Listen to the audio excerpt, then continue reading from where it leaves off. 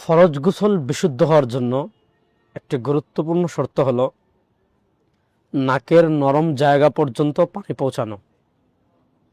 আমাদের দেশে একটা সমস্যা হয়, আমরা ঝর্ণা ছেড়ে গোসল করে ফেলি, পুকুরে লাফ দিয়ে গোসল করে ফেলি। আমার নাকের নরম জায়গায় পানি পৌঁছিয়েছে কিনা বা পানি পৌঁছানো এই জিনিসটা আমরা খেয়াল না করার কারণে অনেকের ফরজ গোসল আদায় হয় না। অনেকে কি করে, আঙ্গুলটা ভিজিয়ে নাকের নরম জায়গা মাসাজ করে ফেলে।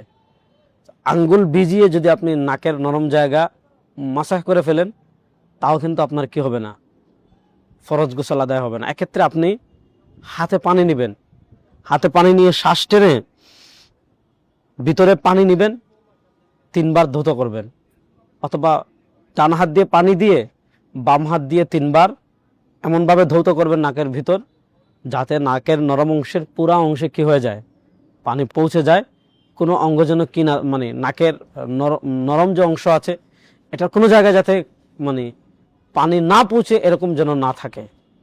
এজন্য জীবনের প্রয়োজনে আমাদের গোসল তো ফরজ হয়ই, ফরজ গোসল যাতে আদায় হয় এ ব্যাপারে আমরা সবাই সচেষ্ট থাকব। কারণ আপনার যদি ফরজ গোসল আদায় না হয়, আপনার নামাজ হবে না। আপনি নামাজ পড়ছেন কিন্তু আপনি জুনুবি, এটা কিন্তু অনেক বড় গুনাহের কাজ। এজন্য এ সকল বিষয়ে আমরা অবশ্যই নিজেদের জায়গা থেকে সর্বোচ্চ সতর্ক থাকবো ইনশাআল্লাহ।